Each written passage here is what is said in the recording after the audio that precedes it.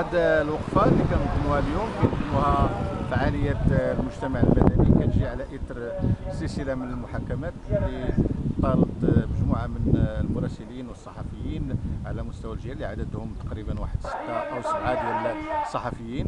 وهذه سابقه خطيره كتعرفها الجهه، وربما على الصعيد الوطني لم يسبق لاي مسؤول ان تجرأ باش يهاجم الصحفيين بهذا العدد وبهذه الشراسه.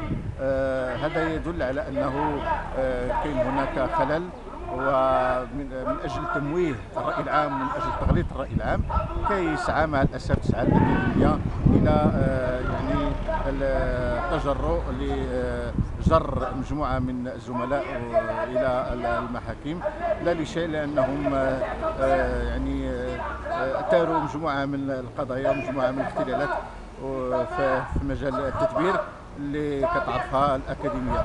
وحنا طبعا ما يمكنش نسكتوا على هذا الشيء. المجموعه ماشي غير الصحفيين الان اللي كيخرجوا الاحزاب الوطنيه وكذلك النقابات، وكيخرجوا كذلك فعاليات المجتمع المدني، يعني جميع الفعاليات جميع المكونات ديال المجتمع الان كتخرج وكتصيح في وجه الاكاديميه من اجل ايقاف هذه السلسله. وطبعا ما يمكنش لاي احد ان يكمم اصوات الصحافه ويقلل من الدور ديالهم اللي كيقوموا بمشكله. طبعا القضايا الان مطروحه على القضاء غادي يكون الكلمه ديالو، ولكن حنا واثقين من استقلاليه القضاء، واثقين كذلك من نزاهه القضاء.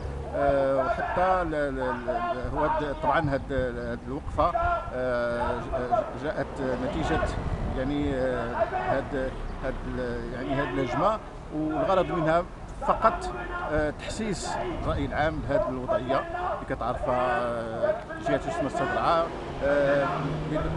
لكون ان بدل الانكباب على القضايا بدل ايجاد الحلول لمجموعه من المعضلات اللي كتعرفها جهه السمه الصدرعه على مستوى التربيه والتكوين، مع الاسف الاكاديميه يعني